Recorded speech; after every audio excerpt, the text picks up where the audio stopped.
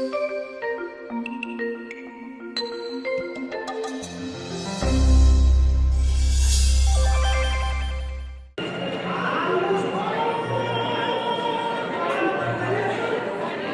love that song. Okay, let's ease into the agenda for the evening. And let me just tell you guys how absolutely thrilled I am to see all of you tonight. When I looked outside my window and I saw the traffic, I'm like, oh my gosh, there's a game going on. There's more stuff going on all over campus and that. And we still managed to get together here tonight to have the official closing ceremony for Black History Month, 2018.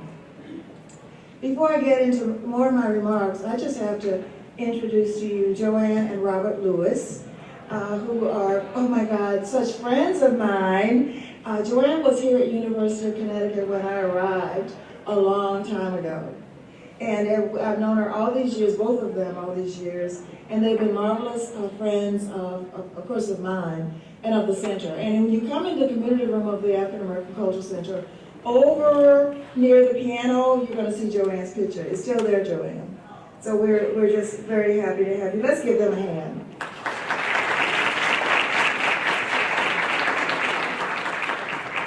This Black History Month has been absolutely amazing. I am just so pleased with our student organizations, African Students Association, Black Students Association, who've had these wonderfully huge events, some in Hartford, some here on campus, but extraordinarily wonderful events.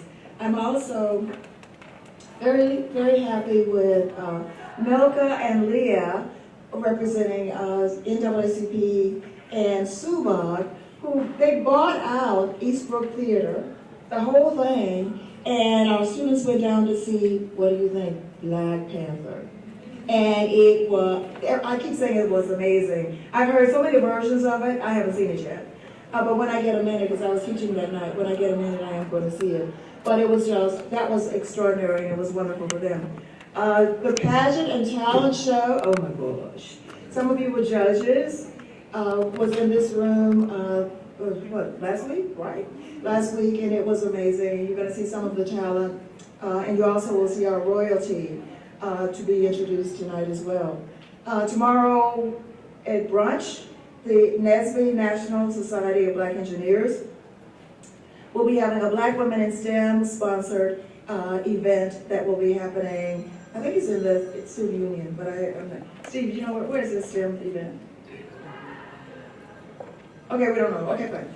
But it's going to be 304. Okay, it is in the Student Union.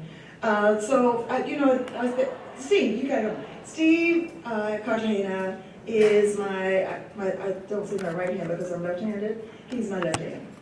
And he is absolutely amazing on so many different levels in terms of planning and creativity, and he's just a good friend, and we always manage, even if we're having headaches, to have a lot of laughs, don't we, Steve?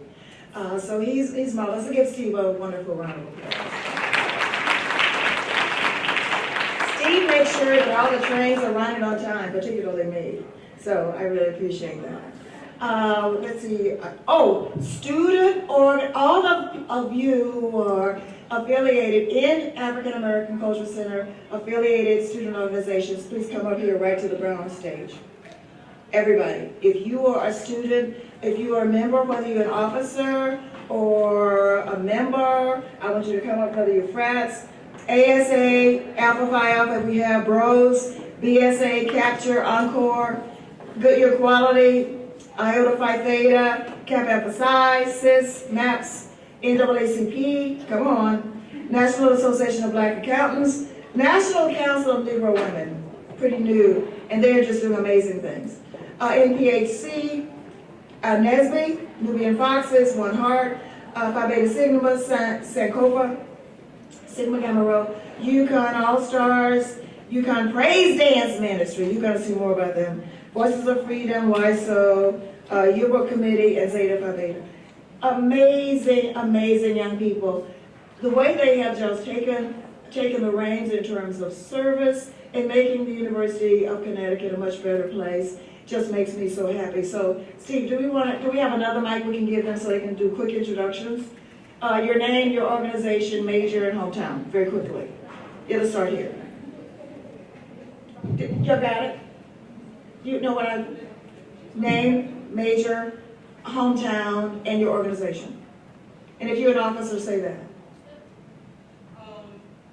Hello everyone, my name is Mercedes. I am a junior. My major is Human Development and Family Studies, and I'm a part of NCNW.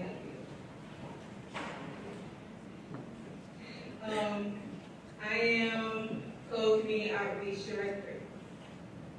Hello, my name is Alani. I am a sports management major. My hometown is West Palm Beach, Florida.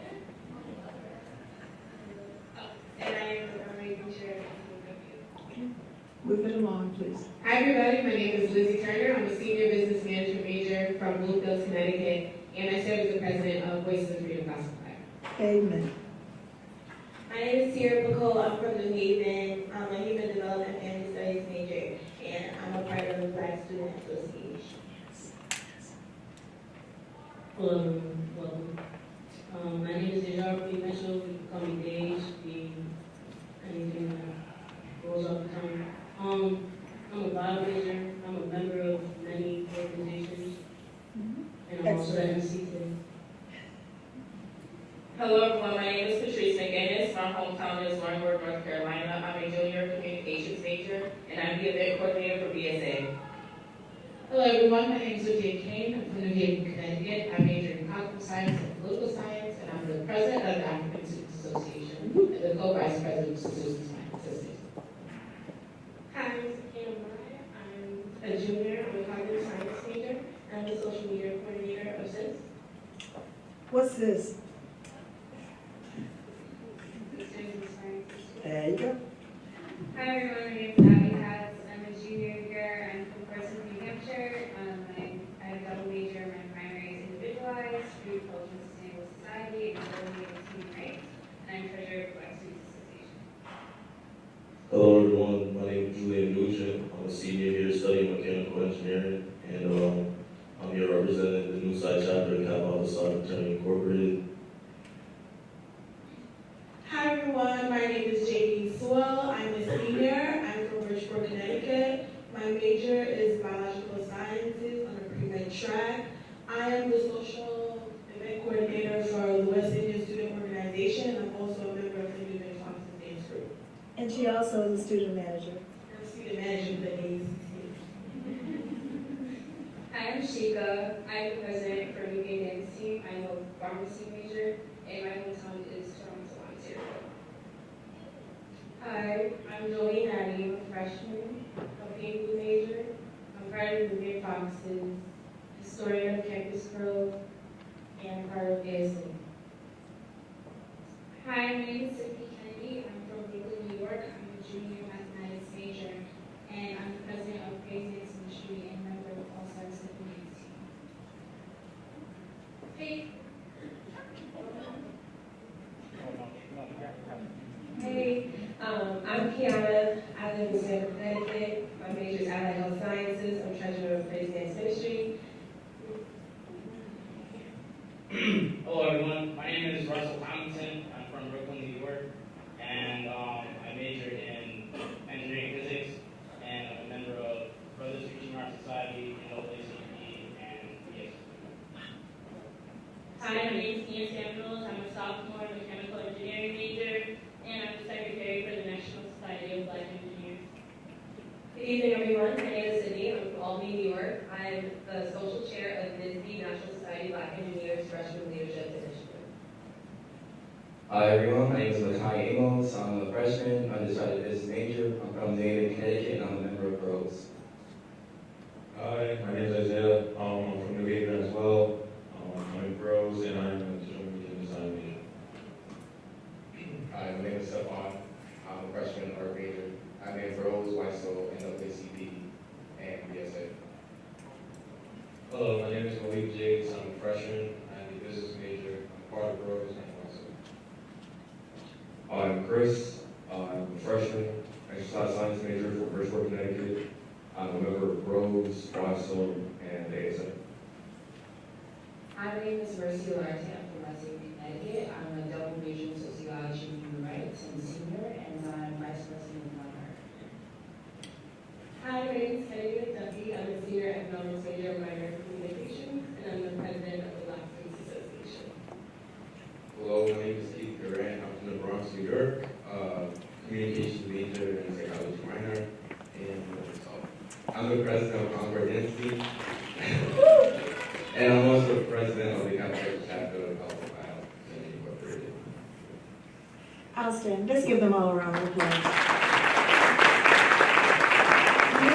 You are just making not only University of Connecticut great, but you've done a splendid job as representing us for Black History Month and all through the year, not just for this event. I just want Shay Shay, my friend Shay Shay, Dr. Nonnally, to stand because she's been on sabbatical. And every time I see her, I'm practically kissing her feet like, girl, I sure did miss you. We miss you. So Dr. Nonnally. Yes, ma'am. And Dr. Cooper, our friend, always with us through the thick and thin and everything else. Jessica, our grad assistant, who is totally amazing. Stand up, sweetie. Okay. Jarif, as, oh my gosh, the scholar from Jamaica. He comes in every now and then to show himself, but he is so amazing. And Tristan and Lynn, two of my best friends, we're connected at the hip. Love them so much, and we're so happy to have you. So thank you all. And I want to introduce to you our MCs who are going to take you through the rest of the program. They are amazing. Patrice and my girl Jazara, I call her, she's my queen. Listen, go sit down, okay? She's helping me with her name because I always mess with her, all right? So you guys are going to take the program from here, and it's going to be great. So thank you. Let's give them a big hand.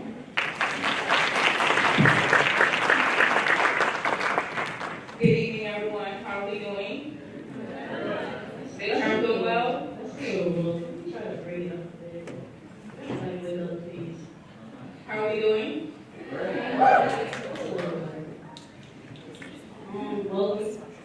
to the closing ceremony.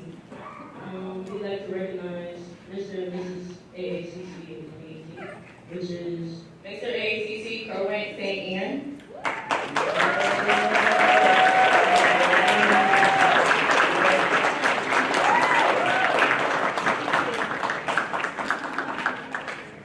and Mrs. AACC Sydney Alexis De La Rosa.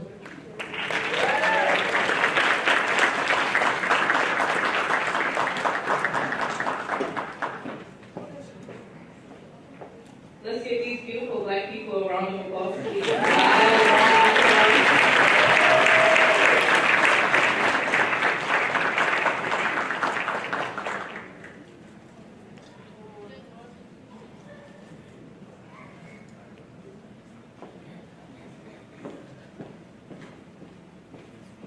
So up next, we have a performance performed by our Miss AACC, Sydney.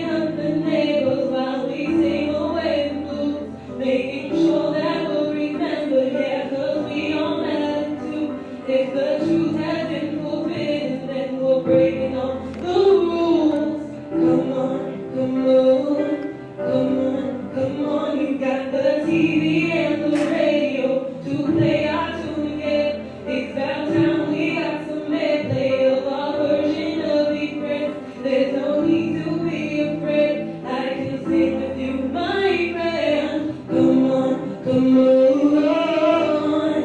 I wanna sing, I wanna shout, I wanna scream till the world dry out. Just put it in all of the papers. I'm not afraid. They can read all about it, read all about it. Oh, oh, oh, oh, oh, oh, oh,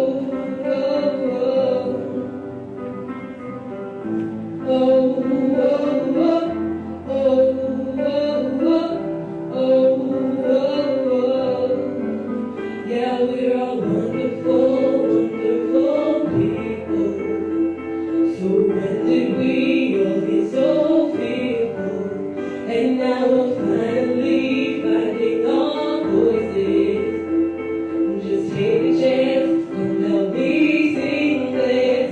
Yeah, we're all wonderful, wonderful people. So when did we all get so fearful? And now we're finally finding our voices. Just take a chance, come help me sing this. I wanna sing, I wanna shout, I wanna scream till the world dry out. Just put it in all of the papers.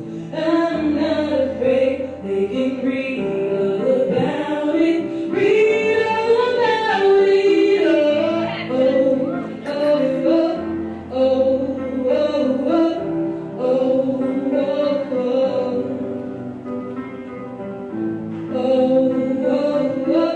oh, oh, oh, oh, I wanna sing, I wanna shout, I wanna scream till the world die out. Just put it in all of the papers.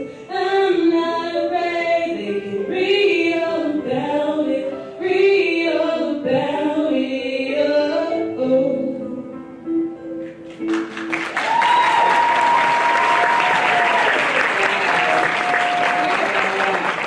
So Vivi is how we have that crown for 2019.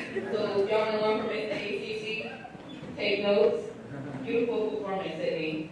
So up next we have a performance performed by Ivy Katz.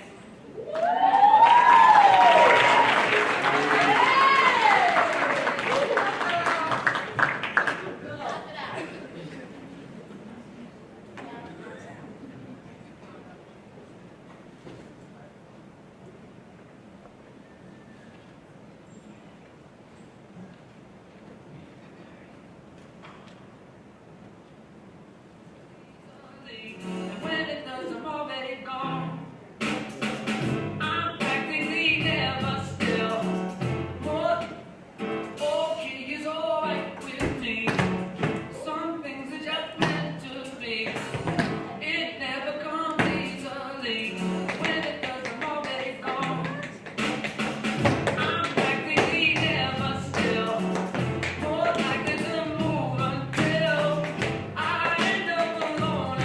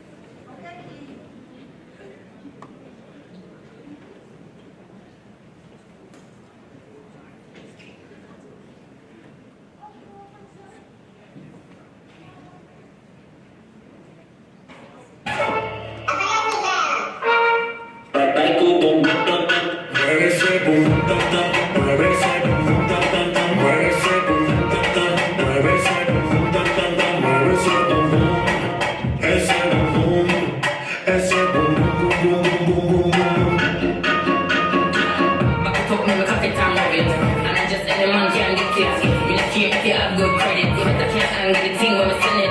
When I drop off, when I pop off, yeah, I walk off, till they break off. You won't stop off, till they stop off. When the lights knock off.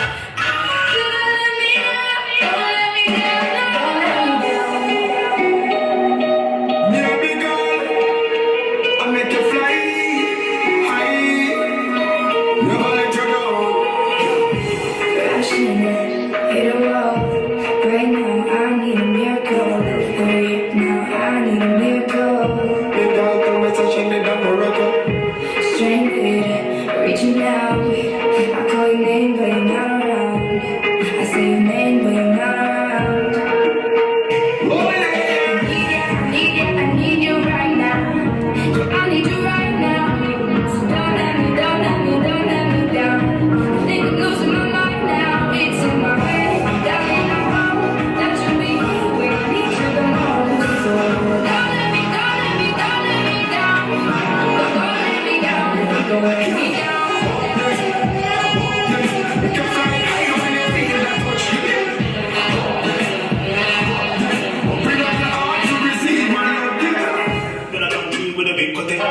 Let's go. Let's sexy girl from Ghana. I know say she wanted a banana. She text me eggplant, but I know say she wanted a banana. She dey give it to me when I wake up. Sit down, meditate. They give it to me when I wake up. Got the make. I mean, make this up. I said yes, make this up. She ain't a big mama, but she want a big papa. She twerking black and I'm. And you know my ting long, like a. She want get it.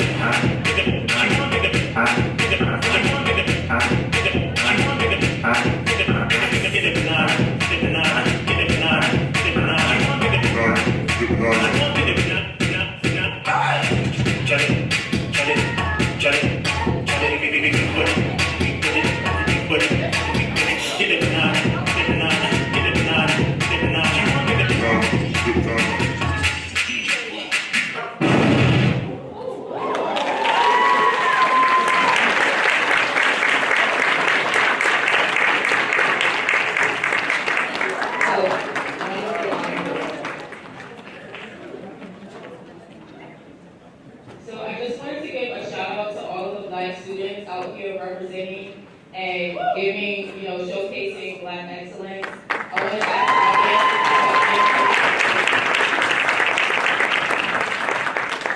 ask so I showcase Black excellence by, investing in myself and starting my own business here on campus. I do selfie flashes. How about you, Queen? How do you showcase Black excellence? I showcase Black excellence by being a role model to the young ones. It's not really what happens.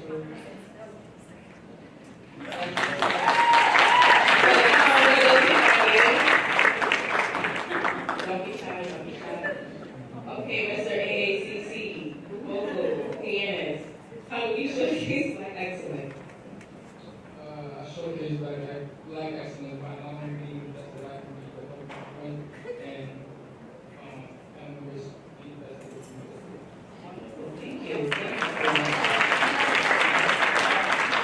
Okay, Kareem, how do you showcase Black excellence? I showcase Black excellence by being a minority, but not allowing that to discourage me. I get up every day, I praise God, and I do what I gotta do.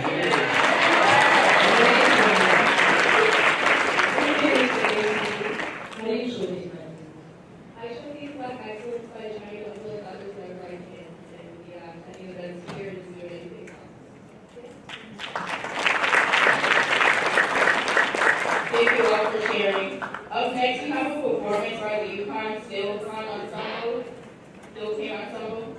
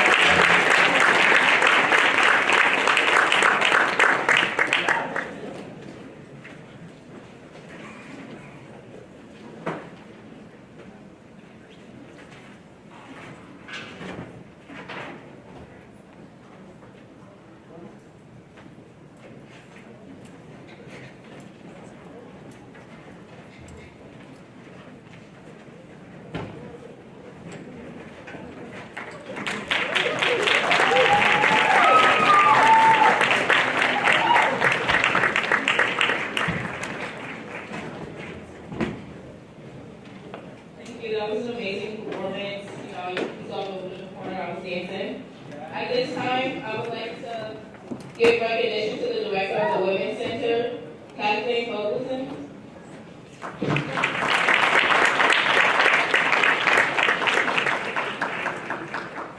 And up next, we have a presentation from Keith Grant and Olivia Kane. They're going to be presenting the Sheroes and Heroes.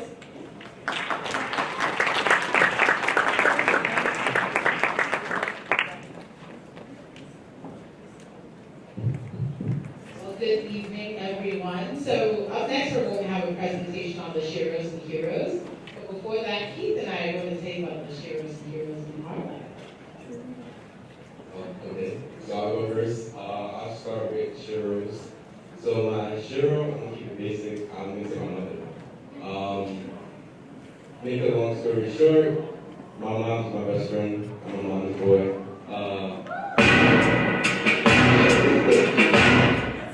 That makes it happen. So essentially, when I stopped here at high school, my mom went blind due to diabetes and surgery and things like that. And from that to now, it's never stopped her from wanting to help people, making sure we're fine. She keeps her spirits high. I know if that was me, I'd probably be so depressed and down, but she just keeps her spirits high, always making sure I'm fine. She's always calling to make sure my friends are fine. She'll say like, hey, you haven't spoken to Kai in a while. How is she? So like, that's how I work. So essentially, that's why my mom is my hero, because she's going through the adversity of being blind. This is recent because she was born blind, but she's still staying positive and helping others and being true to herself.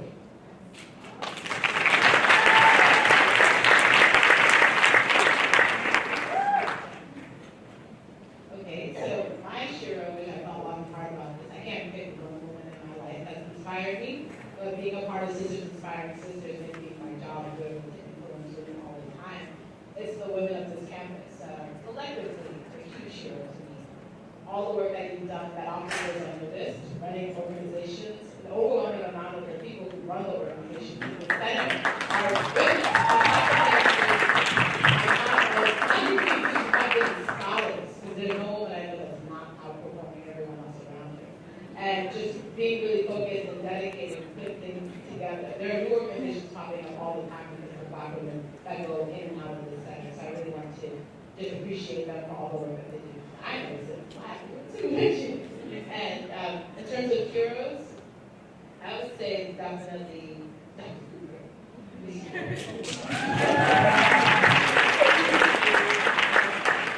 Dr. Cooper has, like, I walk by Dr. Cooper's office and it's always empty, but I know he's doing work because he's not that one place where he has to be, he's everywhere doing things for dozens of people on campus all the time. So I might not even be in sports management, but no one knows I know sports management. So I'm not immersed in that major, so I don't have to see him, but when he is here, he makes his presence known. And he tries to keep updated on everyone's life and what they're really doing, so he's a great hero to me.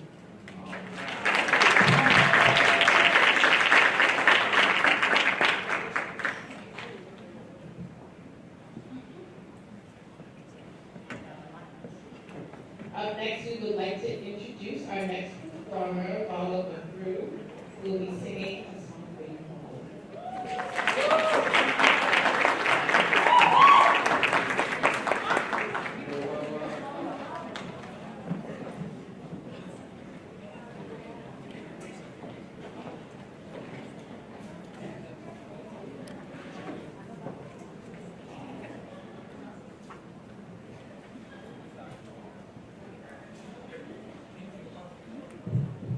So I've got my lines in the mistake. The PowerPoint that we were supposed to introduce is about to play. Not the other PowerPoint. All will be up under that.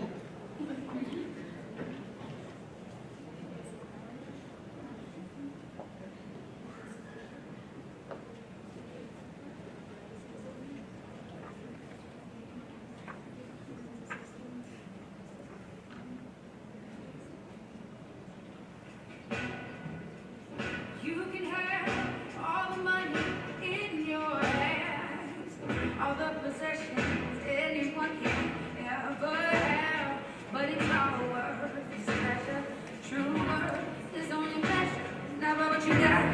what you got in your heart. You can have everything. But what does it mean? It all means nothing if you don't stand up for something. You can't just talk the talk. You got to walk that walk. Yes, you do. It all means nothing if you don't stand up for something. And I stand up for you.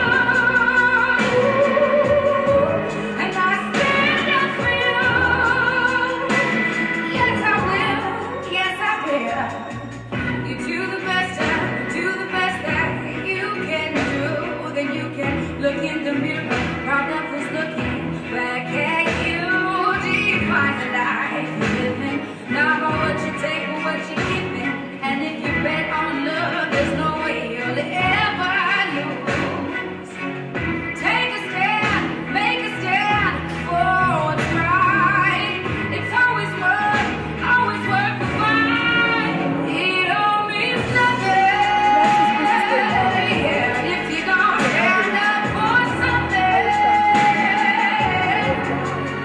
You can't just talk the talk. You got to walk that walk. Yes, you do. It all means nothing if you don't stand up for something. And I stand up for you, self-respect, dignity. If that's all you got, then you got all you need. And without that, you don't have a thing. Oh, no. Rise up, love, lift your hands. I stand with you cause I understand. Ain't here to judge, just to take a stand. The greater plans, the creator's plan. Let's all rise like the day began. Reach out and touch with the Savior's hand. On rock we stand like this native land. Let the ways of love be the ways of man. If you don't stand for something, you can't just talk the talk. You got to walk that walk. Yes, you do. It all means nothing if you don't stand up for something. And I stand up for you.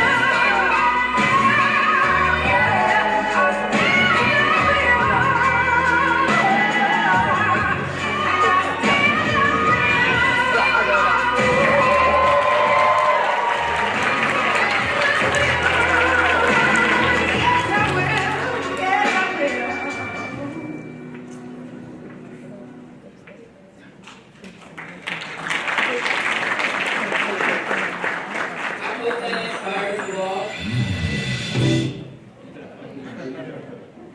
So I'd like to encourage everyone to, after watching this, it's not just about the past, it's also about the present and the future. So you too, like, everything that you do, make sure it's dedicated to one day being in a presentation like this. Making sure and the camera isn't just about, it doesn't end at Martin Luther King, it doesn't end at Dr. Price. It starts with you and then it goes further.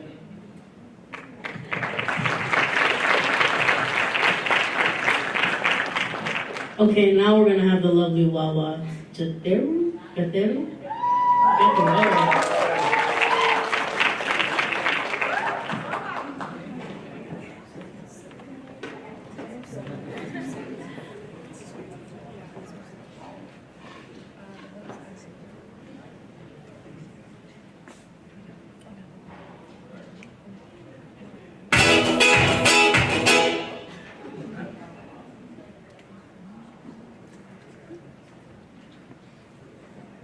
Is it on?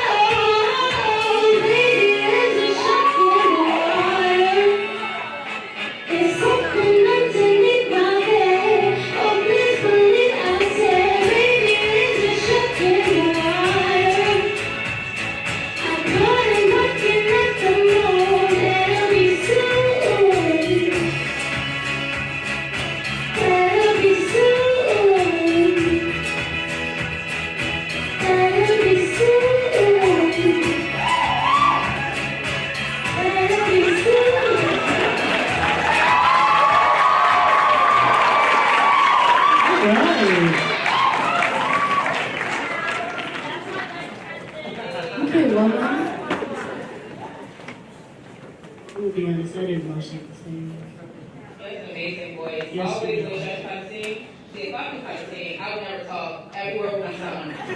So God knew what he was doing when he didn't give me the voice. You're welcome. So up next, we have a performance by the UConn Praise Dance Ministry.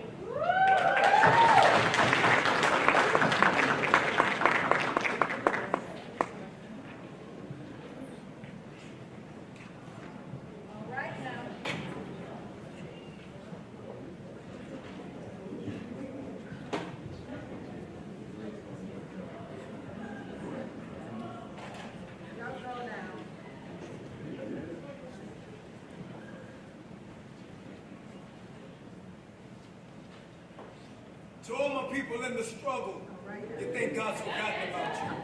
Here's some pain medicine. Let's go!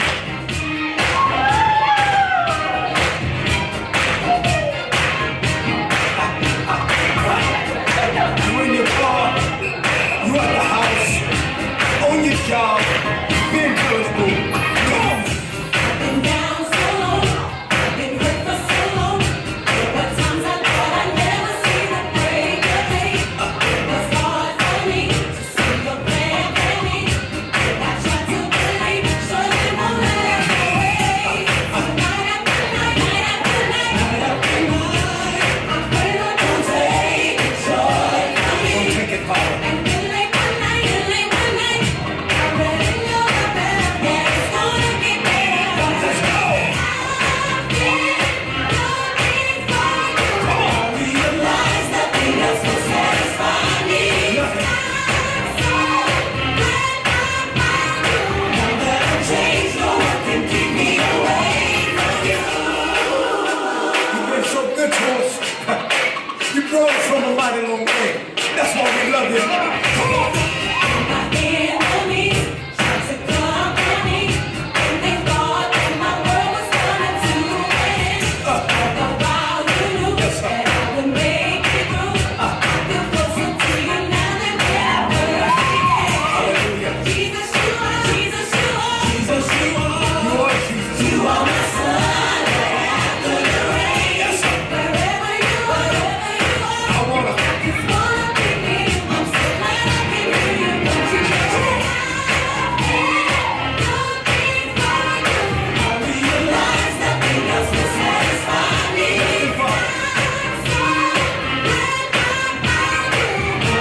Change, no one can keep me away.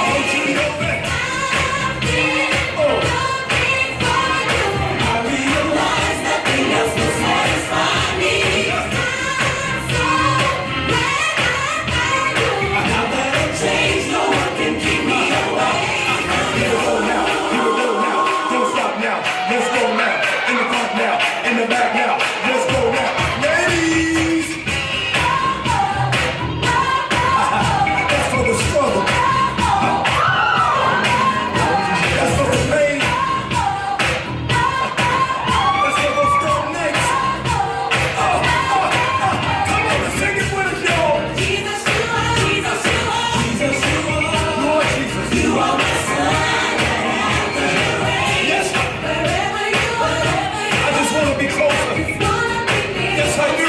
Sing it with us, y'all.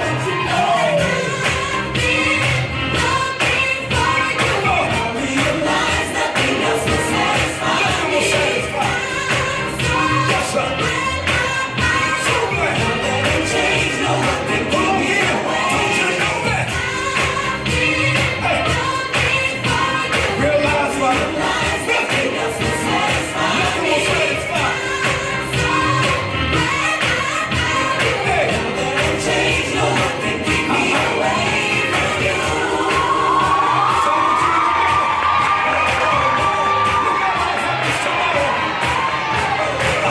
God's got it all under control. All things work together.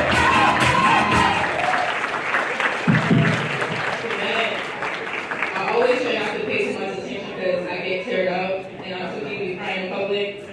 Also, shout out to the Praise Dance Ministry. They're going to be having a Shake and Walk through school sale on Thursday, March 1st at 4:30 p.m. at AACC. So be on the lookout for that. I have a question. question for everybody in here. Are there any parents? Any parents out here? Please stand up. No parents? Come on.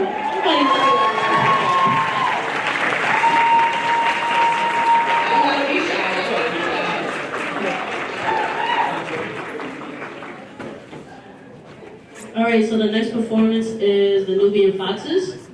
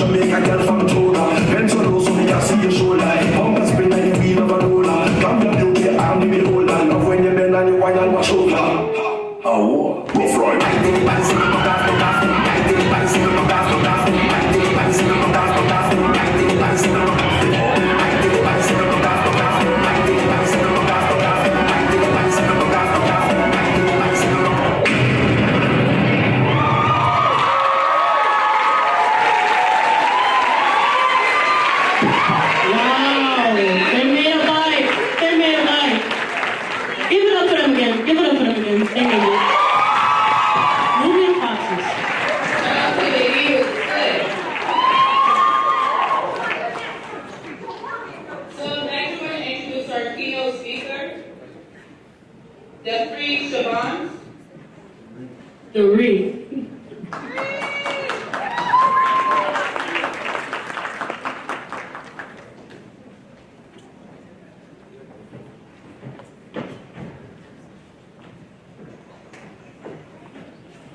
All right. That was so good. Give it up for the Nubian Foxes, y'all. All right, I definitely enjoyed that performance. Let me just get right into it. First and foremost, good evening to one and all. Tonight, I have the distinct pleasure of introducing our acclaimed speaker, Mr. Bakari Sellers. Bakari Sellers made history in 2006 when, at just 22 years old, he defeated a 26-year incumbent state representative to become the youngest member of the South Carolina state legislature and the youngest African-American elected office in the nation. In 2014, Mr. Sellers won the Democratic nomination for lieutenant governor and is widely considered to be a rising star within the Democratic Party and a leading voice for his generation. Sellers earned his undergraduate degree from Morehouse College, he's a Morehouse man, where he served as student body president and obtained his law degree from the University of South Carolina. He has followed in the footsteps of his father and acclaimed civil rights leader, Dr. Cleveland Sellers, in his tireless commitment to public service while championing progressive policies to address issues ranging from education and poverty alleviation to preventing domestic violence, childhood obesity, and of course, racial injustice. In addition to his impressive list of early accomplishments, Sellers continues to position himself as among a bright constellation of stars, having served on President Barack Obama's South Carolina Steering Committee during the 2008 presidential election. That, coupled with his uncommon ability to reach across the aisle and simply get things done, has led to numerous accolades, including being named to Time Magazine's 40 Under 40 in 2010, as well as 2014's The Root 100 list of the nation's most influential African Americans. Moreover, we're not done yet, folks. Sellers has served as a featured speaker at events for the National Education Association, the College Democrats of America Nation Convention, NAACP, the 2008 Democratic National Convention, and in 2007, delivered the opening keynote address to the APAC Policy Conference in Washington, D.C. Sellers practices law with the Strom Law Firm, LLC, in Columbia, South Carolina, and is married to Dr. Ellen Ruckert Sellers. Bakari Sellers has provided insightful political and social commentary and analysis on major national news outlet, not the least of which includes CNN, MSNBC, and ABC. Sellers appear on air alongside the likes of CNN's Don Lemon, Anderson Cooper, as well as boasting multiple appearances on Jake Tapper's State of the Union. Today, inarguably, we're living in perilous times, with the rise and virulence of anti-Black racism and other forms of systemic discrimination that continue to plague our world. Tonight, as we celebrate and close Black History Month, there is no person more fitting to address these issues and other pressing global concerns. Tonight, we look forward to Bakari's perspicacious analysis and riveting discourse as we contemplate larger questions surrounding racial equity and social justice. And so, without further ado, ladies and gentlemen, please stand as we give a warm Yukon welcome to the celebrated and distinguished Mr. Bakari Sellers.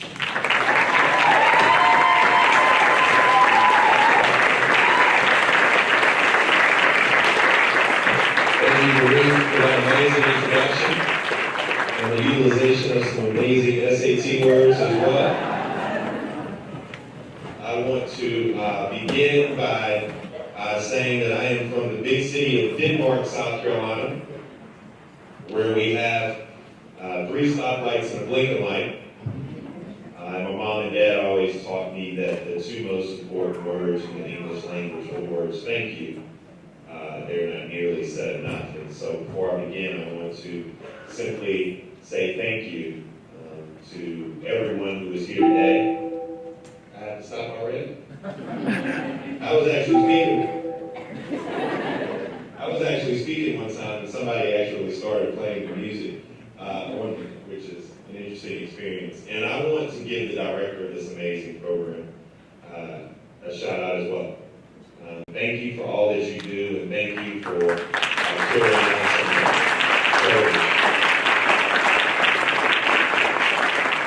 You see, I've been traveling a lot over the last few weeks. I've been traveling all over the country, all over the world, and people are having many of the same discussions about how do we interact in this new shifting landscape. But your MC for tonight's event, she actually posed an amazing question as I was sitting here with you all a moment ago. Of course, we're going to have an opportunity to play pundit. Everybody wants to have an opportunity to play pundit and ask questions, and we will do that. But before we get to that point, I think it's necessary that we take a step back. And we understand that we're on this journey together. And for the purposes of the journey that we're going to take this evening, I'm going to apologize beforehand for bombarding you with questions that are rooted in such simplicity, but they're necessary to answer as we navigate this journey. And every journey has to have a destination, and so for the purposes of tonight's discussion, we're actually taking a journey to excellence. Journey to excellence. And so these 2 questions that we have to ask ourselves and answer no matter what you're doing, moments of introspection are always important, are how far have we come?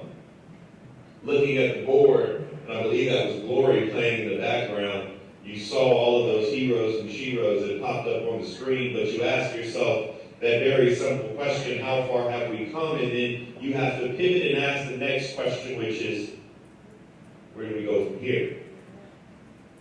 So when I think about this first question of how far have we come, I like to use some historical context. For me, I started in 1946. There was a young man named George Elmore. George Elmore was so fair-skinned that he could pass for being white. But George Elmore was what they called a Renaissance Negro. George, he owned 2 5-and-dime stores. He owned a liquor store. He had a photography company and had a taxi cab on the side.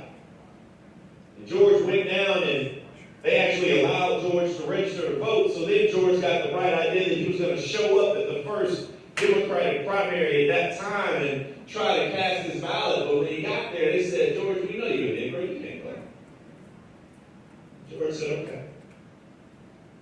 George was a very prideful individual, so what George did was he filed a lawsuit, and as soon as he did that, they stopped distributing to his 5-and-dime stores. They firebombed his liquor stores. They burned crosses and terrorized his family. His wife was so traumatized that she literally died in a mental health facility. You see, George died a very broken man economically and emotionally. But his life lives on because Elmore versus Rice and the lawsuit that George Elmore filed is the reason that African Americans can go to Democratic primaries in this country. Ask yourself that very simple question, how far have we come? Then I think about 1955. It's a story that I like to share because Many people don't know the name Sarah Mae Fleming. Have you all ever heard of the name Sarah Mae Fleming? See, Sarah Mae Fleming, she was 22 years old. She was a domestic worker. And she had just gotten off work from actually cleaning up one of the local hotels. Now, back in the day, utility companies used to own the public transportation. So Sarah Mae Fleming, she decided one day, this story may sound a little bit familiar, that she was going to hop on the bus to go home. She was worn out. So what did Sarah do? She sat down in the first seat that she could find. Bus driver told her that she had to get up and get out.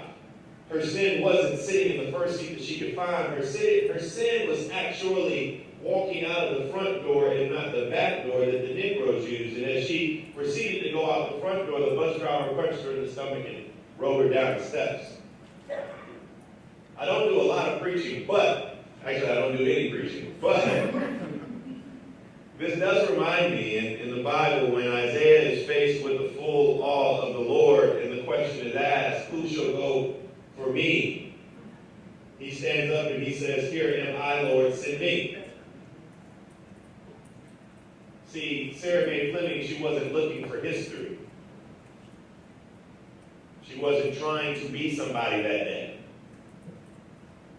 But the question was asked, who shall go for me? And she responded, here am I. And she, along with the NAACP and some enterprising lawyers, they actually laid the groundwork in law and foundation for another young lady who sat down months later named Rosa Parks. See, without Sarah Mae Fleming, there is no Rosa Parks. So ask yourself a very simple question, how far have we come? I think about 1949, the parents of black children not far from where I was born and where I reside in Clarendon County, South Carolina, they got fed up with the fact that their children had to walk to school, sometimes up to 9 miles, while white kids got an opportunity to ride school buses. And so they joined together and they filed a lawsuit which was known as Briggs v. Elliott. Briggs v. Elliott is the first case in the landmark collection of cases known as Brown versus the Board of Education. Now, Brown was unique because in 1955, Chief Justice Warren got a very rare unanimous opinion in which he held that segregation causes a sense of inferiority by placing children in environments not conducive to learning. So again, ask yourself this very simple question, how far have we come? You see, if you look at the landscape today and you look at the constant erosion of our voting rights, people who fundamentally want to keep us from the ballot, think about George Elmore and ask yourself that question. Somebody who gave up absolutely everything they had for that right. Ask yourself that question, how far have we come? When we think about trying to get access to basic utilities like water or public transportation or affordable housing, you think about Sarah Mae Fleming only wanting to be able to ride the public bus back home. Ask yourself the very simple question, how far have we come? When you think about kids who go to school and they're punished simply because of the zip code that they're born into. They go to school where their heating and air don't work, where their infrastructure is falling apart, where they have to push around carts, the teachers do, because there's not enough space in the classroom. Ask yourself a very simple question. How far have we come? Steve, I've come to the resolve that the answer to the question, how far have we come, is that we've made progress, but we still have a ways to go. So on this journey to excellence, after we've asked ourselves the first question, and we remember the heroes like George Elmore, we remember the heroes like Sarah Mae Fleming and like the Briggs family, pivot, you ask yourself the next question, which is where do you go from here? And see, this is a very unique question. It's one that Dr. King asked himself in one of his best pieces of writing that he's ever put out. Now, I will tell you that the greatest piece of Dr. King writing is the letter from the Birmingham jail. Now, some people try to tell me it's the I Have a Dream speech, and if you believe that, then we'll just fight. But the second best piece of writing is a little thin book that's entitled, Where Do We Go From Here? And in that book, he gave us two choices. He says we can either have chaos we can have community. Now, I'm on CNN every day. And I can't help but to believe, you can't help but to believe with the news that you watch, that you consume, that you read on Facebook and Twitter and everywhere else, that we're on the brink of chaos. It's hard not to believe that we're on the brink of chaos. But the challenge for all of us in this room is to build community. Let me tell you a story. There was a young man who was born at 633 Frederick Street in Denmark, South Carolina. He went to Voorhees High School. After he graduated from Voorhees High School, he went to Howard University. When he got to Howard, he befriended a man named Stokely Carter. The irony in this story is that Stokely graduated from Howard, but then convinced this young man from Denmark to drop out of school. And so he did. He dropped out of school and he became a part of the Student Nonviolent Coordinating Committee, also known as SNCC. And right before Freedom Summer, he went up to Miami University of Ohio, where they were training volunteers and workers for Freedom Summer. And then he got a phone call that he had to go to Philadelphia, Mississippi. How many of y'all have been to Philadelphia, Mississippi? It's the size of this room. But their task was to look for the bodies of 3 of their fellow slain civil rights workers, Goodman, Schwerner, and Cheney. During the day, they would hide in barns and sheds, and at night they would go out and they would look at ditches and trenches, and ironically enough, they found these bodies behind the home of one of the local sheriff's deputies and ministers in the town. That was a young man from Denmark's first indoctrination into the civil rights movement. Then he became national field director for SNCC. Then he became involved in the most deadly civil rights demonstration this country has ever seen. Let me repeat that for those in the back. He became involved in the most deadly civil rights demonstration this country has ever seen.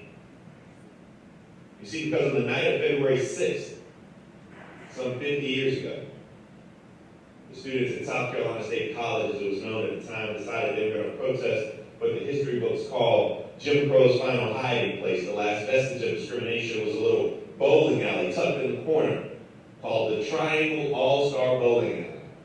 The goal was to send 3 students in and have them arrested for trespassing, and then create law through action.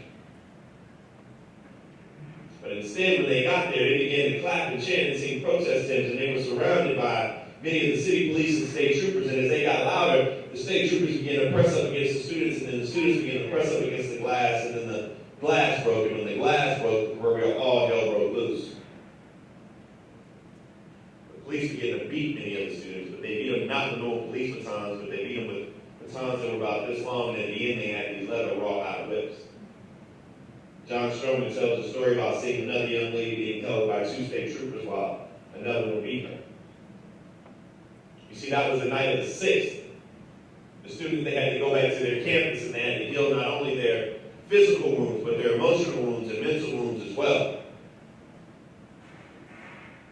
Then came February 7th, 1968. Older people refer to that day as the tension was so thick that you could cut it with a knife. For me, it's kind of like who's UConn's rival? Syracuse. It's kind of like when you play in Syracuse and you're in the parking lot after the game and you feel like something's about to pop off, right? That's how thick it was. But nothing happened. But then came that fateful day of February 8, 1968, and the students at South Carolina State decided they were going to go back to the bowling alley. But this time when the state troopers came, they got the right idea. They went back to their campus. They went back to their campus. They went back to their campus. And they felt safe in their numbers. They felt safe in their community because they had gathered together much for the same reason as we gathered here today, for a singular cause and a common good. But they did not foresee what would happen next. They did not foresee that South Carolina law enforcement and state troopers would line up along the embankment in front of their beloved campus. They did not foresee that they would close ranks like they did. They did not foresee that they would have shotguns that were loaded with deadly double-eyed buckshot, so the same bullets we used to hunt deer. And they did not foresee that those shotguns would be turned on them with deadly intent. And for 8 seconds, 1001, 1002, 3, 4, 5, 6, 7, 8 shots were fired to the group of students and killed 3: Henry Smith, Samuel Hammond, and Delano Middleton. 2 college students, and 1 high school senior who used to, after practice, go to school every day and walk his mother, who was a custodian, home from work every day. 3 dead, 29 wounded. This young man from Denmark was actually shot in the shoulder that night. He went to the infirmary.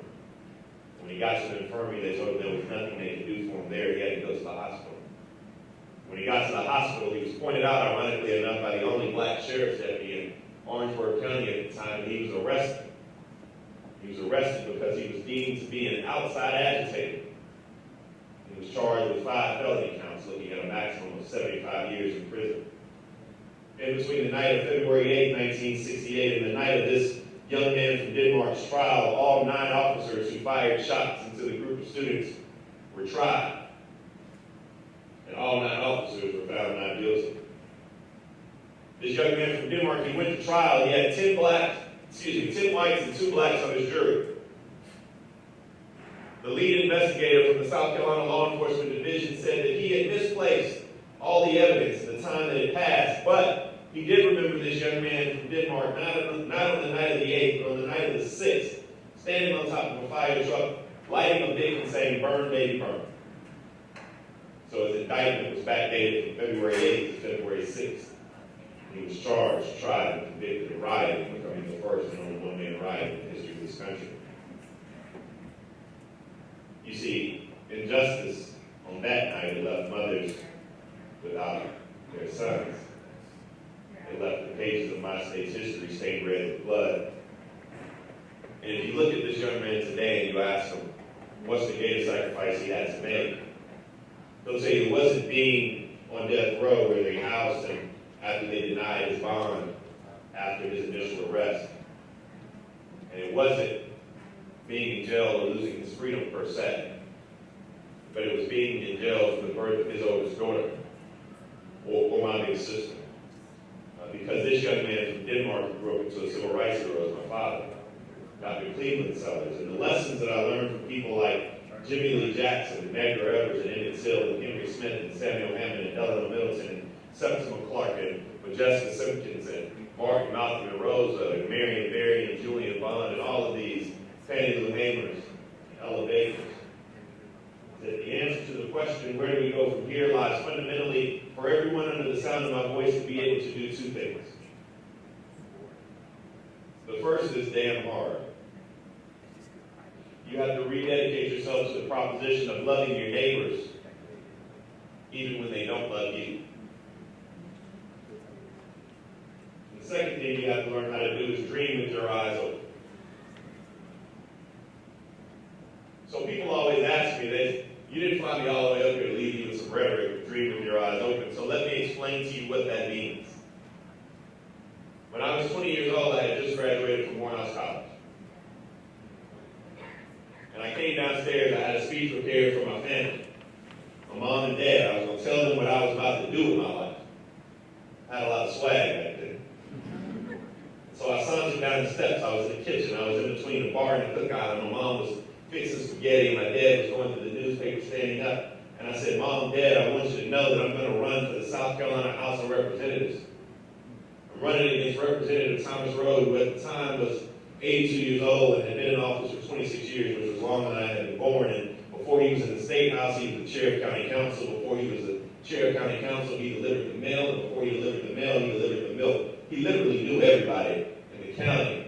And my mom looked up and she said, "Well, I'll vote for you." And my dad looked up and said, "Well, I'll think about it." And so I knew that I had a long way to go. And I went out and we knocked on over 2,600 doors and went to over 55 churches. And I forgot where I am tonight. So let me explain to you what 2,600 doors looks like.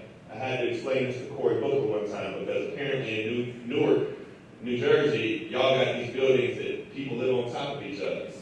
Well, we don't have that where I'm from. You knock on a door, you drive a mile, and then you knock on another door. All right? So we knocked on over 2,600 doors. And on June 13, 2006, there were a lot of people who said, "I'm going to vote for you, although I don't think you'll win anyway." That happened to end up being enough. And we made history, and we were able to do some amazing things. But something was happening in our world. Not only was I the youngest state legislator in South Carolina and the youngest black elected official in the country, but people were calling me because there was a campaign for President of the United States. And so I was getting all these phone calls from Bill and Hillary Clinton, from John Edwards, from, y'all remember Dennis Kucinich, and Chris Dodd, and Bill Richardson, and Joe Biden, and Barack and Michelle Obama. Everybody's calling me to endorse them to be President of the United States because South Carolina's the first primary in the South, and I'm young, so they want me to be on their team. And I narrowed my choices down to two people, John Edwards and Barack Obama. And let's just say I'm glad I made the right choice. And so I'm the only legislator at the time with a book bag because I'm in law school now. I'm in my first year of law school. I ran my first year. I'm in my second year of law school. And so I'm going back and forth from the state capitol to my law school class. And then my phone rings, and it's a private number. Now, this is all script. This is not a part of a speech. This is a PSA. If someone calls you from a private number, it's one of two people. It's either somebody very important, or it's a student loan company calling to get their money back. So y'all just need to be aware of that. And so I pick up the phone and they say, "Do you have time to speak to Senator Obama?" I said, "Of course." I had met with the senator and spoken with him many times before. And I get on the phone and I have a brain freeze. I'm usually wittier than that. I'm usually quicker than that. But on this day I wasn't. So the senator asks me and says, "What's going on? What are you doing?" I freeze up and say, "Senator Obama, I'm on my way to constitutional law class." Why is that a freeze? Because Barack Obama used to teach constitutional law. So he begins to pepper me with questions about where we are and what case law we're reading. And I'm a very, very good law student, which means that I hadn't read all semester. And so I'm like, well, let's just get this going. And he says, well, now is the time. I want you to endorse me to be President of the United States. I say, Senator, I'll do so under two conditions. One is that you come to my district, and two is you allow my mom to work on the campaign. He said, done and done. So I travel. I go all over the place with Kal Penn and Tatiana Ali, and I even bring Michelle Obama to town once or twice. Travel, do some great things, and finally they say Barack Obama wants to come to your district. I had a small problem. I'm from poor rural South Carolina. We didn't have a place to put Barack Obama. And so we went to the county over, on the campus of South Carolina State, in the gymnasium named after the 3 young men killed in the Orangeburg Massacre, the Smith-Hampton Middleton Auditorium. And this was at the height of Obamania. So people were coming from states around just to touch the hem of his garment. They wanted to see what it was all about. It was thousands of people. I pull up, I got state house security, feeling really good about myself. I walk in, it's thousands of people. I walk into the green room, which is the men's basketball locker room, and sitting down right there are Kerry Washington and Chris Tucker. So me and Kerry and Chris are just chatting, waiting on Barack Obama. And we're just chilling. In politics, everything is late. Of course, Senator Obama's late, running about an hour late. Finally, they're playing like Ain't No Mountain High Enough. The gymnasium is swaying. People are going crazy. My friend Rick Wade comes in and he peeks in the door and he says, "I'm going to run to the airport. I'm going to be right back." Nobody flies into Orangeburg County Airport. Didn't pay much attention. So anyway, he comes back with Usher. So it's me, Usher, Chris Tucker, and Kerry Washington. It's a true story. I got it. Me, Chris Tucker, Kerry Washington, and Usher waiting for Barack Obama. So we're sitting there, and finally, the senator comes and they say it's go time. And I didn't get a great introduction at that event like I got tonight. Most times when you speak, you get what's called a bob, which is the voice of God. And they say, "And now, welcome to the stage, Representative Bakari Sellers." And I'm going out, and people are pulling on you, Secret Services everywhere. You're like autographing babies. It's pure pandemonium everywhere. You walk to the stage, the light is beaming. All the way in the back is this throng of international media. I get up on stage and I talk about Dr. Martin Luther King Jr.'s I Have a Dream speech, but not the rhythmic cadence that we get caught in with the I have a dream one day we shall, but instead the most important part of that speech in which he talks about the fierce urgency of now. And then I turn around and I introduce Chris Tucker, and the decibel level gets a little bit louder. And then Chris comes out and he speaks, and then he turns around and introduces Kerry Washington, and it gets that much louder. And then Kerry comes out and she speaks, and then she introduces Usher, and then all the women start passing out. And then Usher comes out and question. If you have a question, I'll tell you a funny story about Usher. But Usher comes out and he speaks, and then he turns around and introduces Barack Obama, and you can imagine it's like a powder keg. It's so loud in that gymnasium, and it's like buzzing in your ear. And then one of the campaign guys comes out and is like, "I'll get off the stage," because we were supposed to stay on the stage while he spoke, but as you can imagine, everybody there to see me is going crazy. But at least I thought everybody was there to see me. But before we leave the stage, we take this picture. And to my left is Chris Tucker. To my right is the 44th President of the United States. To his right is Kerry Washington. And to her right is Special Raymond.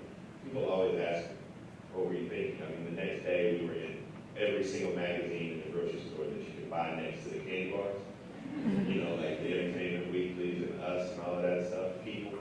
And I'll never forget what I was thinking. I was 19 miles away from my home where I literally had this dream that I could run for office and change the world, right? Just 19 miles away. And then I was about 300 yards away from where the blood of my family literally ran through the soil of my great state where my father was shot. And I tell people all the time, dreaming with your eyes open means that you only have to go 19 miles or 300 yards to go so far. Because that day, we were able to have that ripple impact. Then that next Saturday, we actually won a primary. After we won that primary, we won Super Tuesday, and we played a little role in a small ripple to help change the world.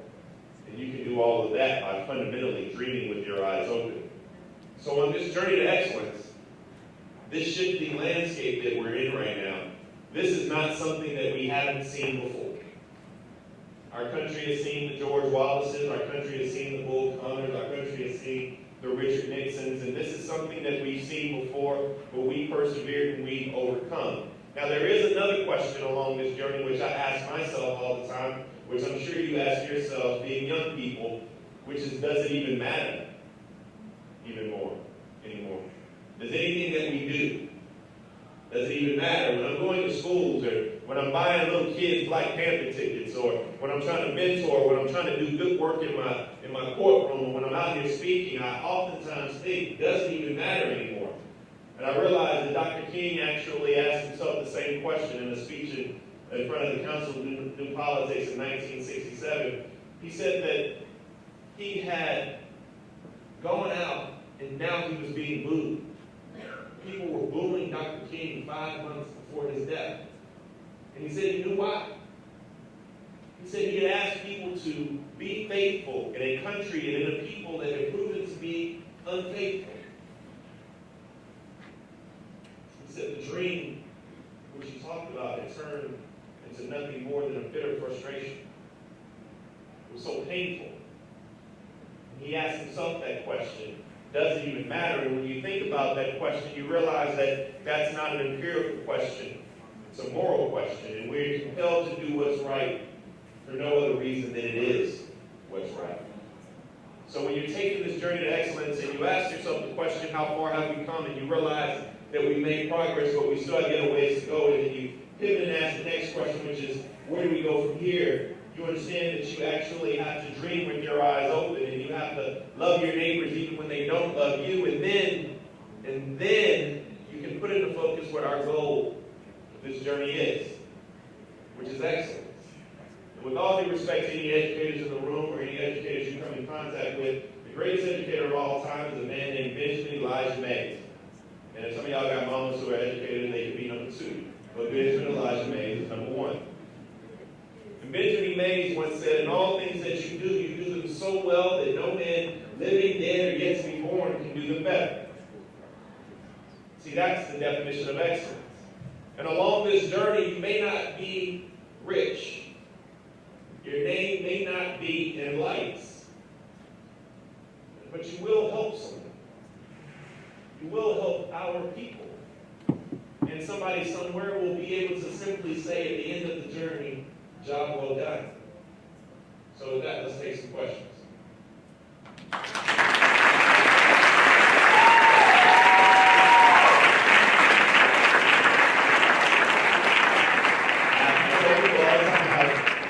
One warning about questions, which is I'm only 33 years old. I haven't been in politics long enough yet. It's a lot. So you're more than welcome to ask me anything that you so choose. And although I did, I spoke about 30 minutes and didn't mention Donald Trump, I don't like to waste my time. You all are more than welcome to ask whatever you should. Absolutely. If we can give Mr. Bakari Sellers just another big round of applause.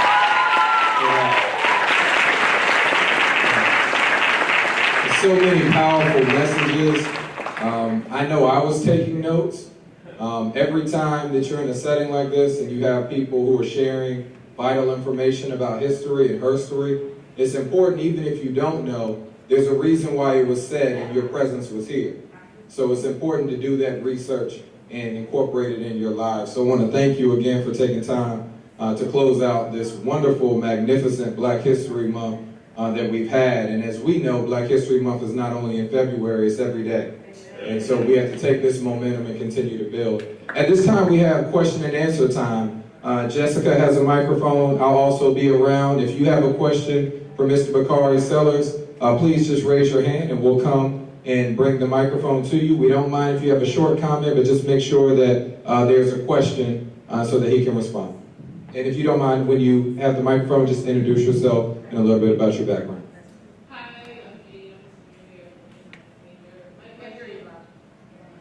I'm Jade, a senior political science major. My question is, what is one of your biggest failures, or a failure you feel comfortable sharing, and what is one of that? My biggest failure?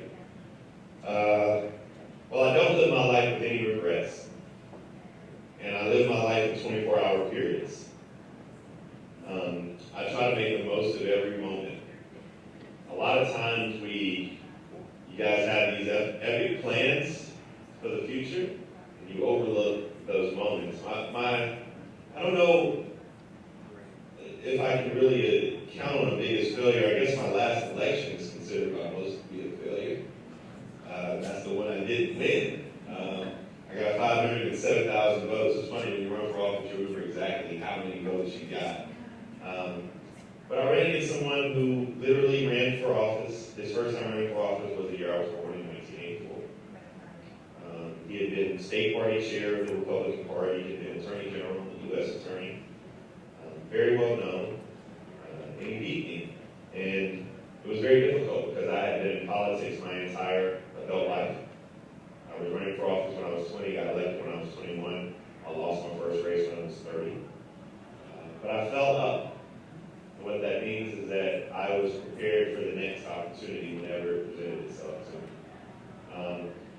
So I don't know if that's necessarily a failure. One of the things that I don't do is I don't really write down my own accomplishments. I don't really try to write my own obituary as I live my life. I live that. People oftentimes say, what's your biggest accomplishment? And I say, that's not really for me to say. I just want to live a life where I'm literally trying to help people every single day that I breathe. Questions? I really didn't help you answer the question, but I did my best.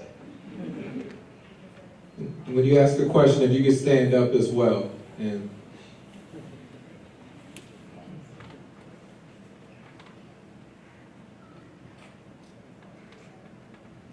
there you go.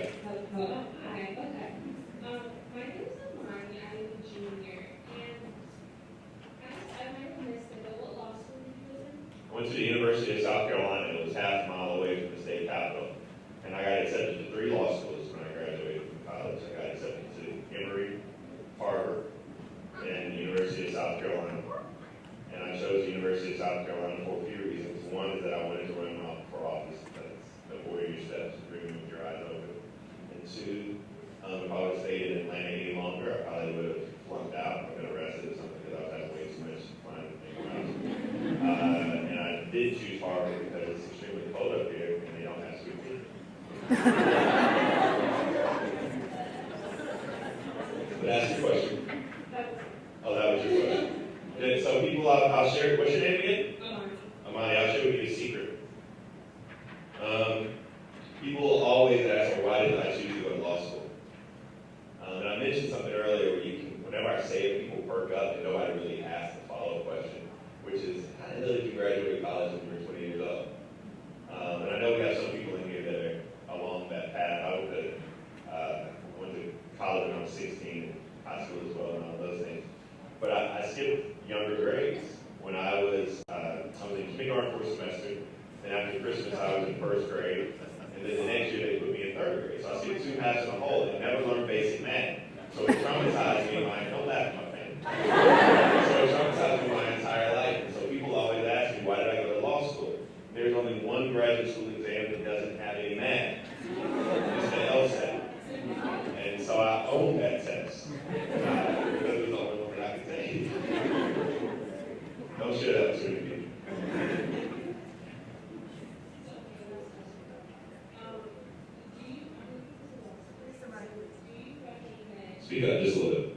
I'm looking into law schools. Do you recommend actually going straight in? Yes. Okay.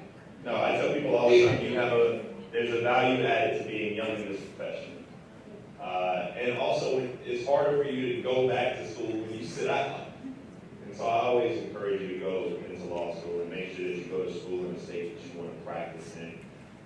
That's just very helpful. But I encourage people to have an insatiable desire, SAT word, like the insatiable desire to learn as much as you possibly can and stay on this path of knowledge acquisition. And law school is an amazing way to do that. Thank you.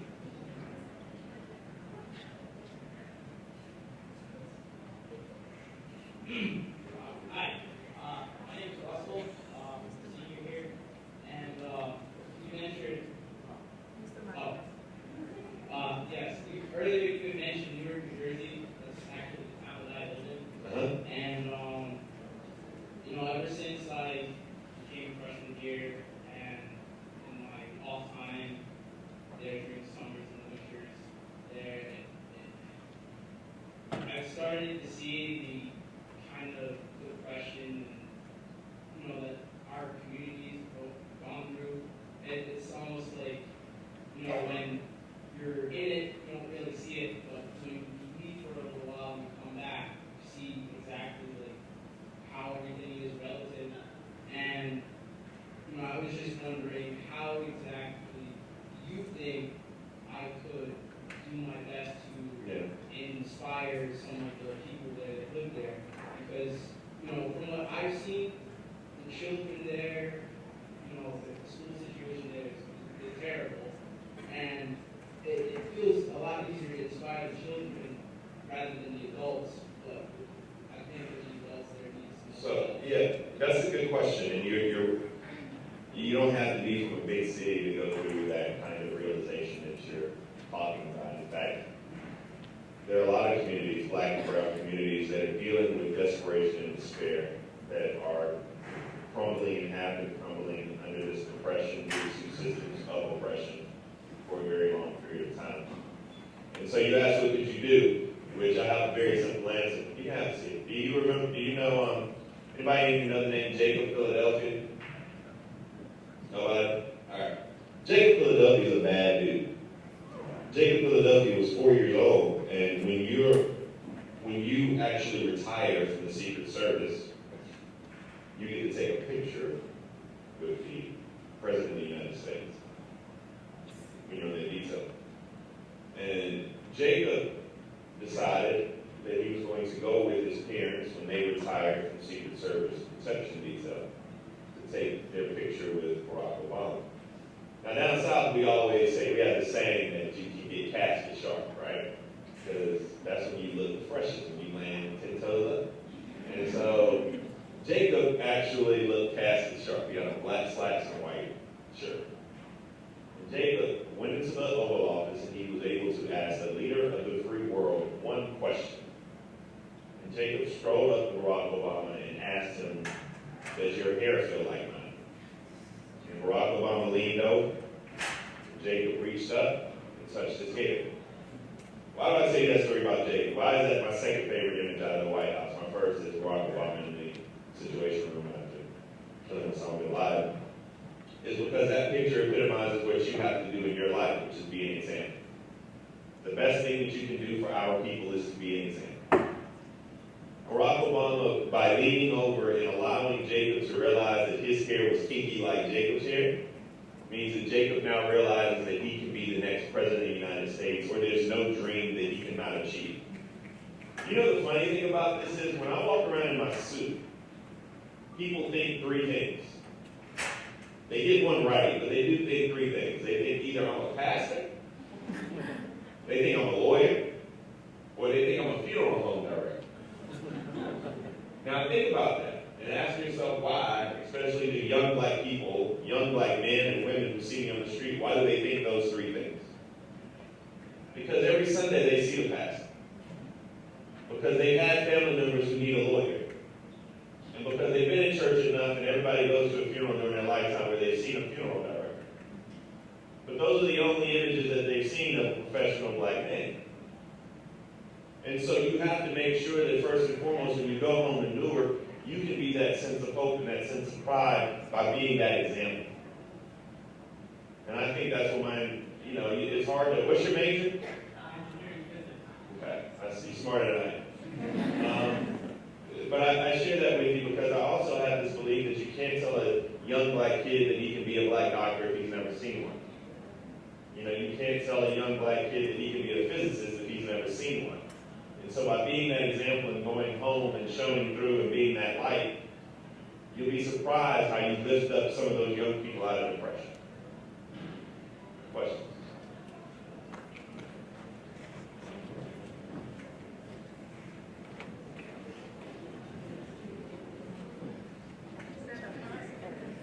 Hi, my name is Abby. I'm a junior. And my question is, in the context of universities across the country and also like our political climate, there's been a huge discussion on what the role of civic discourse and free speech plays at universities. And particularly here in the last couple months, it's been a huge discussion that is unresolved and unresolved across the country, and I'm wondering about your thoughts. So this is unique that we're having this new discussion about free speech and safe spaces and where people are allowed to have this discourse. I don't look at it on that level. I look at it at a more detailed level, a little bit further down. A lot of times we succumb to this faulty logic that we only seek out news and opinions that reinforce our own. And so by doing so, we get anchored to our silos. And that's not the way democracy works. Democracy is only efficient when you're having free-flowing conversations back and forth. What does that require us to do? It requires us to be unafraid. How do you become unafraid? You have to be comfortable in who you are and prideful in who you are enough to go out and share your story. And then you have to be willing to be uncomfortable enough to listen to someone else's. So I know that doesn't answer your question about what role does free speech play on a college campus. I come from a little unique background in that Morehouse was slightly different. We could go entire weeks without seeing white people. Literally. I was like in downtown Atlanta. And we didn't see white people unless we like went looking for them sometimes. Okay, so it was like this bastion of cultural experience right here in your own setting. And so there was no way that Ben Shapiro was going to walk his hat behind on campus. You know? That just wasn't going to happen. However, though, I do miss that sometimes. Because I do think with that free flow experience, we could have learned something from each other. Maybe that's youthful naivete, but that's my experience in making it this far. Hello, my name is Kareem Mack. You were just dancing, Kareem, weren't you? Yeah. All right, I see. My group would like a picture with you. That's the question? No. Oh, that's what happened anyway. Okay. So, have y'all ever had dance battles, your group and that group on the back? No. They were like, it's already been brought. So I guess my question is like a two-part question. So being so young and being in school and taking on such a big project, did you ever find that was overwhelming? Did you ever find yourself having to prioritize one over the other? And for others who are in school, would you encourage them, other young people in school, would you encourage them to take on big projects while in school? Would you encourage them to wait? Yeah. So running for office is not necessarily a project. What's your name? Kareem. Have you ever met anybody who's halfway pregnant? Yeah. No, you haven't. No, you haven't met anybody who's halfway pregnant. Either you are or you're not, okay? That would work better if we were working together, okay? Now, the only reason I tell you that is because politics is something that you have to immerse yourself in. There is no sticking your toe in the water.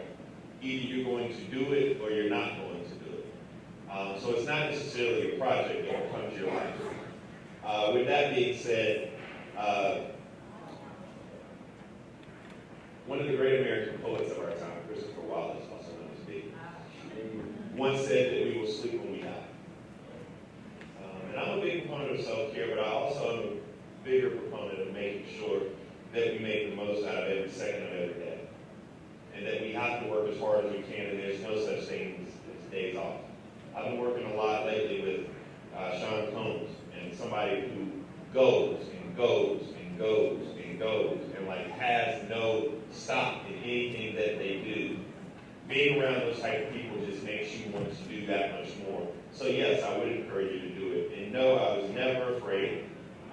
Young people, we all think that we're somewhat invincible anyway.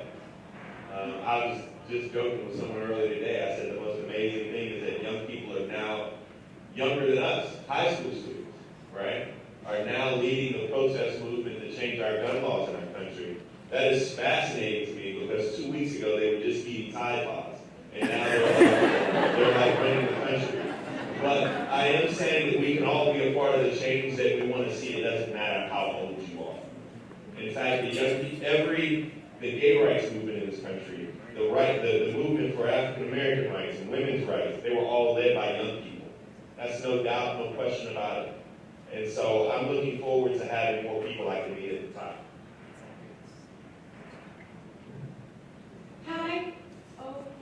No, you can go. Who is it? Oh, I didn't. Hi, I'm Kiana, everyone. My question is stemmed from a philosophy discussion I just had this week. What are your thoughts on reverse racism? Reverse racism? What does that even mean? It's like when I guess the majority try and not belittle but not acknowledge that there is racism or against. So we're having trouble. So who should teach you? Don't worry about it. Don't worry about it. So let's just let me explain to you what racism is, so everybody's understanding of what it is. Dr. Carmichael once said, and this is the clearest example I can give you. If a white person wants to lynch you, that's his problem. But if a white person has the power to lynch you, then that's my problem. See, racism is a power function. I don't care about people calling me nigger, right? I don't. What is the lesson learned from Charlottesville? The one lesson learned, people want to give you all of these, your professor I'm sure will dig down deep on a lot of different theories. My theory is very simple, they didn't wear hoods. And so when you look at these individuals, you realize that they're not some fringe element. They're actually people who are loan officers, who are teachers' assistants, graduate school students. They're people who make up the everyday fabric of our communities. And then you realize that they're rooted in systems of oppression. And you also have to understand that those systems are interconnected. What does that mean? There are 100 communities, 100 cities in the United States of America. 80% of them are black and brown cities that have higher lead content in their water than Flint, Michigan. All right? You have a criminal justice system which is fundamentally flawed and broken. You talk about the fact that it's very difficult for, or this recent study by CNN Money, which just came out, that says that if we actually made black folk and white folk receive equal pay today, if there was no disparities, then it would take 224 years for us to catch up with the wealth gap. So you have an access to capital issue. So you have these various systems of oppression. And I'm not worried about somebody calling me nigger. I mean, I know we get caught up in that a lot. But I'm more concerned about the oppressive state of the systems in which we have to live. Because now if a kid is drinking lead in their water, then that means that they're going to have health issues. And 9 times out of 10, they do not have access to quality health care. But it also leads to educational issues, which means they're going to have a bad day in school one day, a teacher's going to have a short temper, then they're going to be suspended, and by virtue of that, your suspensions lead you into school-to-prison pipeline, which we know is a broken system. And so, just by virtue of that one small example, you've encountered 4 different systems of injustice and oppression that I'm much more worried about than somebody calling me nigger. Hey, teacher, call me. All right, we have time for 2 more questions. Thank you for the speech. No big words. No, I'll try to keep it down. So you mentioned MLK's book, Where Do We Go From Here? Care for Community, which is a great book. So those who haven't read it, you should do so. My question is, so right now there's a lot of sort of student movements, and not just student movements, but like black activism, which really causes a lot of chaos, right? And I use chaos in quotes there. I'm thinking about Black Lives Matter. I'm thinking about, athletes kneeling at the national anthem. And sometimes I wonder what's the relationship between chaos and community, right? Sometimes before we get to community, maybe we have to get to chaos first. And so I want you to talk on the relationship between disrupting sort of systems in ways that civilized discourse says, hey, do this gently, in ways that MLK was like, no, I'm not a follower of that. So, well, I think you have to first understand that within these protest movements, one, they're not just black, which is cool right now. I'm all with it. We can talk about that in another type of segment. But you have the Women's March, you have the Dreamers out here. You've always had a very consistent presence in the LGBTQ community, moving forward and pushing forward. You have Black Lives Matter. You have all of these young kids down in Broward County now talking about gun violence and moms demand more. And so, yes, but within each one of these protest movements, that is community. I mean, that's what we're talking about. That is a community. That is a community that is fighting back. That is a very strong community. But protest is messy. And protest makes people uncomfortable. You also have to remember that everybody ain't going to be involved in protest. So don't look around and expect to see this entire room out there marching with you. Because if I line up 10 African Americans in front of you today who are over the age of 60, all 10 of them will tell you how they marched with King or how they sat in or how they went to this church meeting, when in all honesty, less than one of them was actually there. So everybody ain't going to be there with you. You need to understand that. But even more importantly, all of them are essential. My grandmother, old people have amazing quotes. Like some of them don't make sense and then some of them are like profound. My grandmother always used to say, you can't fall off the floor. Okay? Which is a brilliant quote. And so now there's so many of us that feel like we are on the floor. I mean, you feel like you're on the floor together. I mean, I was with a young lady last night. No, not last night. I was on an airplane last night. Night before last. From Rutgers. And she was brilliant. But her status, she's from Kenya, and she's a dreamer. And her status is up in 2019. And she was like, what do I do? First of all, I didn't have an answer to her question, so I just gave her a four-book cell number and was like, call him. And hell, I don't know, maybe he had an answer, but I really didn't know what to do. But I do realize that her struggle is mine. And so I'm going to do everything I can to make sure that I embrace her struggle. But this is where accountability matters. And so when I'm out here marching with my white progressive female friends for reproductive rights, I then have the same expectation that they will march with me when the next black kid is gunned down inappropriately in the street by law enforcement. You can't be selfish in your struggle. And all of these things are necessary today because if we look around, we're all on the floor together. So all of these struggles matter. Last question. So I have a last question. Just because you got the mic, you got the last question. So I'm a school for education psychology master's student, and my question is more so, I've only been on this campus UConn for, this is my second year being here, and as UConn students, I'm sure we all can agree, being students of color, we find ourselves struggling in maneuvering in these white spaces on campus. So my question for you is, how do you persevere in maneuvering through the white spaces of politics, and what have been some of the challenges that you face, and how do you persevere? It's just whatever, man. I mean, you got to put on your clothes in the morning and go out here and just be ready to take over wherever you are. I mean, I think Hillary Clinton gave you a good example. This is not talking about maneuvering in white spaces, but this instead is an example of maneuvering in patriarchy, white male patriarchy. Like Hillary Clinton, people literally went out and chose somebody who was less educated, less experienced, less competent, less composed, less brilliant. That's like women's work experiences every day. Like they choose this person who is less than them across the board, but because he's a white male, he gets that privilege. For us in these white spaces, it's unique because I just tell you that you really don't have any excuses. I mean, there's no holding you back. Every single morning, like those people that you saw on the wall, they demand of you this expectation of excellence that you have to go out and you have to maneuver and do the things necessary to win that day. Now, it's not going to be easy. The best example I can give you is my good friend Angela was coming off set one day where she had to debate Joe Walsh.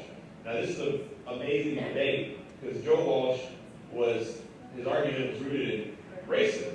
He he said that the reason that we elected Barack Obama in this country, or were able to elect Barack Obama, is because we had to lower the standards by which we live to elect a black man to be president. And so Angela had to deal with that on national TV. She did a great job. When she came off TV, I was in the green room in the wings, she just cried.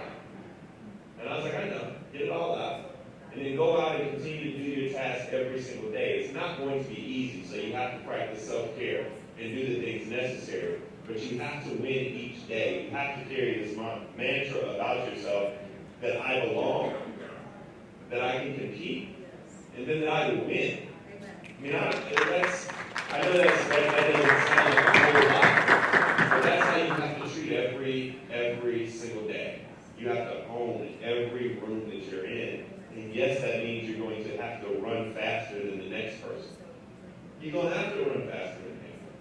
I mean, if you want to run the same speed, then you're not going to win the race. It's not built for us. So you run faster, you're more prepared, you do the things necessary, you have longer nights, earlier mornings. But at the end, you win that moment, you win that day. And I think that is the lesson that we take from all of those people who came before us, who won those days, and it added up to having success so that you could be here in these spaces. Then the last thing that I'll tell you to do is people get caught up in acclimating themselves and maneuvering through these spaces, and they feel like they're alone, and then when they make it out and get some semblance of success, one, they don't acknowledge the people who came before them, but even more importantly, they don't reach back and bring others into that space. See, I don't really care about your success if you're not willing to help them. So if you graduated with all of these degrees and all this other stuff, and then run off to Wall Street, which is fine, I mean, I'm with that, but always, have a head back. Because the most amazing thing that you sometimes don't realize is that you're not intimate. You're not special. There are a lot of people who would be here, but for the fact they did not have the opportunity. So your job is to create the opportunity for everyone else who looks like us, so then they can be on this dance floor and dance. So with that, thank you all so much for it.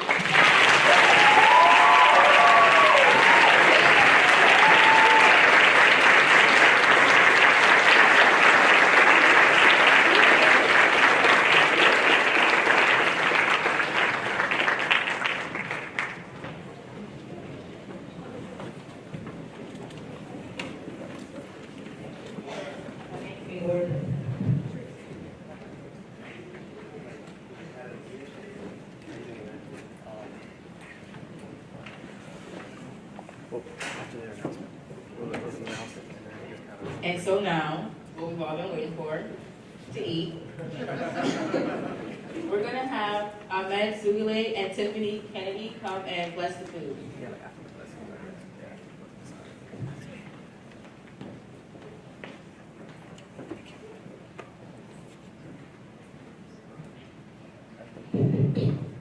Alright, can everyone bow their heads and close their eyes?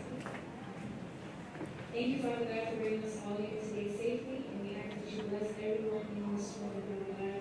Continue to watch over us for the next week and the next whole year, Father God, as we continue to succeed under your building. In Jesus' name I pray, amen. So everybody, do the Muslim blessing. أعوذ بالله من الشيطان الرجيم بسم الله الرحمن الرحيم اللهم بارك لنا فيما رزقتنا وقنا عذاب النار Bismillah. Please, O Allah, thank you for the food that you have provided us today, and please save us from the punishment of hellfire. Amen.